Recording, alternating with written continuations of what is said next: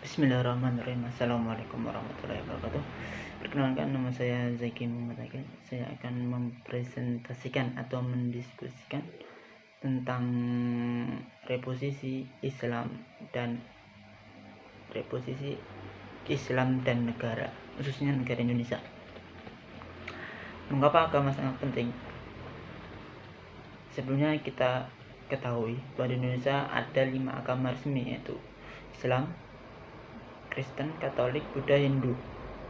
Kurang lebih seperti itu. Mengapa agama sangat penting? Agama sangat penting karena agama adalah hak paling asasi dari umat manusia yang harus dilindungi oleh siapapun, termasuk negara. Karena itu pula agama diposisikan sangat penting oleh negara dan oleh umat yang menempati sebuah negara.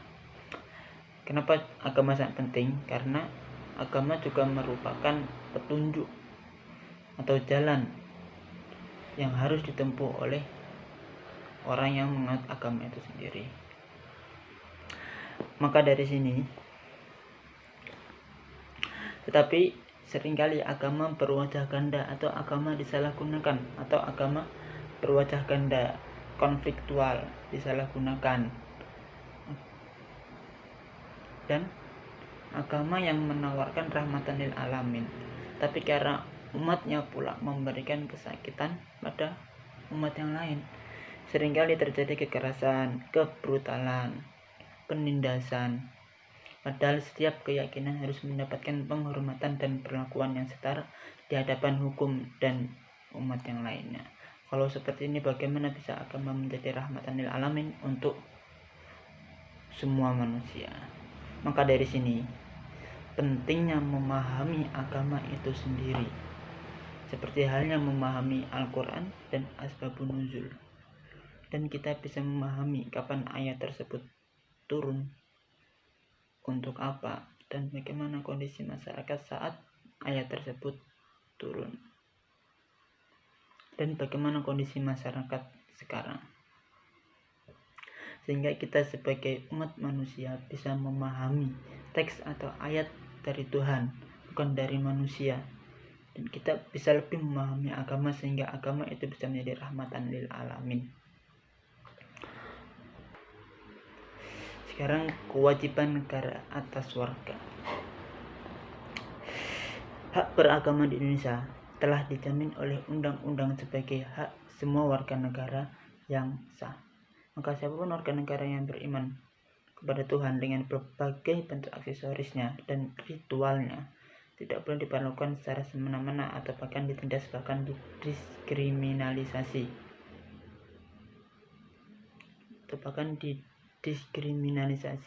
Tuhan saja menyatakan bahwa tidak ada paksaan dalam beragama. Mengapa kita harus memaksakan seorang dalam beragama? Dengan dasar ini, negara harus melindungi apapun agama dan keyakinan warga negara tersebut, seperti membiarkan acara ritual peribadatannya tidak boleh mengganggu, dan bahkan harus melindungi selama tidak mengganggu ketertiban negara. Sebagai negara berbentuk mayoritas Islam, Indonesia bukanlah negara agama atau negara Islam. Sekalipun para tokoh Muslim saat perumusan dasar negara terjadi perdebatan sengit, tetapi tidak pula terjadi perdebatan sengit, dan Indonesia tidak pula sebagai negara sekular. Ini merupakan pernyataan yang paling sering dikemukakan, bahwa Indonesia bukan negara agama, tetapi juga bukan negara sekular. Indonesia adalah negara yang berdasarkan Pancasila yang telah dirumuskan dengan sungguh-sungguh dan susah payah oleh para pendiri bangsa ini. Indonesia juga bukan negara agama, sekalipun unsur agama menjadi hal penting dalam masalah kenegaraan. Indonesia juga bukan negara sekular, karena di Indonesia terdapat 5 agama resmi yang harus dipilih atau diikuti oleh setiap warga negara. Kebebasan berkeyakinan dan beragama. Di Indonesia, orang beragama diberi kebebasan. Mau agama apa, diberi kebebasan, dan acara ibadah tidak dilarang asalkan tidak mengganggu ketertiban negara. Harus pula ditegaskan bahwa ajakan beragama dan beriman sifatnya himbauan, keharusan yang harus diikuti oleh seseorang, bukan keharusan yang harus diikuti oleh seseorang. Jika prinsip seperti ini bisa dipegang oleh setiap umat beragama, maka saya kira konflik kekerasan antara agama tidak akan pernah terjadi dan Indonesia akan damai ayam sentosa dengan berbagai macam umat beragama yang ada di Indonesia. Kelima, gagasan tentang hubungan negara dan agama. Di sini dijelaskan bahwa ada 3 pilihan gagasan tentang hubungan negara dan agama. Karena negara sangat melindungi agama dan negara menjamin kebebasan individu untuk menjalankan kewajiban agama dan kepercayaan. Atas dasar itulah di sini ada 3 gagasan tentang hubungan negara dan agama. Pilihan pertama ada negara agama, yaitu negara mengambil salah satu agama sebagai dasar negara yang seperti negara Islam, Katolik, Kristen, Hindu, atau Buddha. Seperti negara Malaysia, Brunei, Afghanistan, Sudan, Arab Saudi, Iran, dan adalah contoh negara yang telah memilih Islam sebagai dasar negara. Kedua, negara sekular, yaitu negara yang memisahkan antar kepentingan agama dan kepentingan negara. Kepentingan agama tidak boleh mencampuri urusan negara dan negara tidak boleh mencampuri urusan agama. Itu namanya negara sekular. Tetapi negara bertanggung jawab atas warga negara untuk menjamin kebebasan beragama dan keyakinan warga negaranya. Yang ketiga, negara simbiosis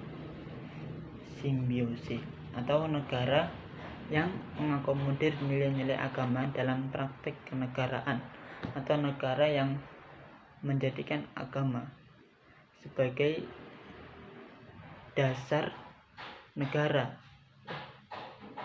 Atau gini, negara simbiosis adalah sebuah negara yang mengakomodir nilai agama dalam praktik kenegaraan, tetapi negara tidak menjadikan agama sebagai dasar negara, tapi negara mengambil nilai-nilai agama dalam konstitusi, misalnya UU PA, Undang-Undang Dasar 1945, dan Pancasila.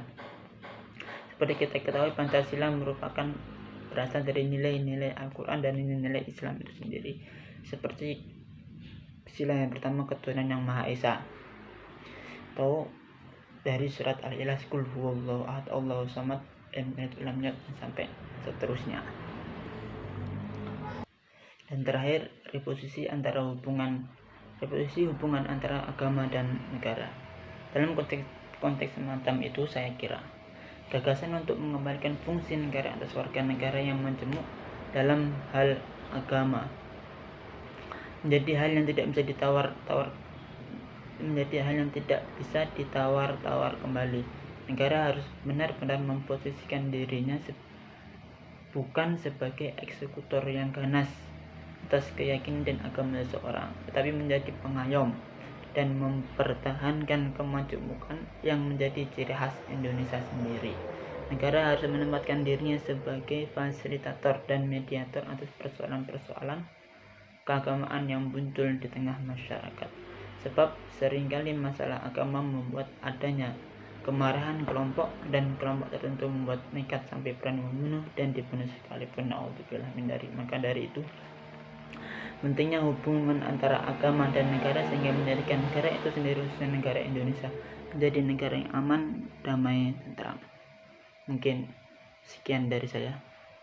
Kurang lebihnya mohon maaf. Wabillahi taufiq wal hidayah. Wassalamualaikum warahmatullahi wabarakatuh.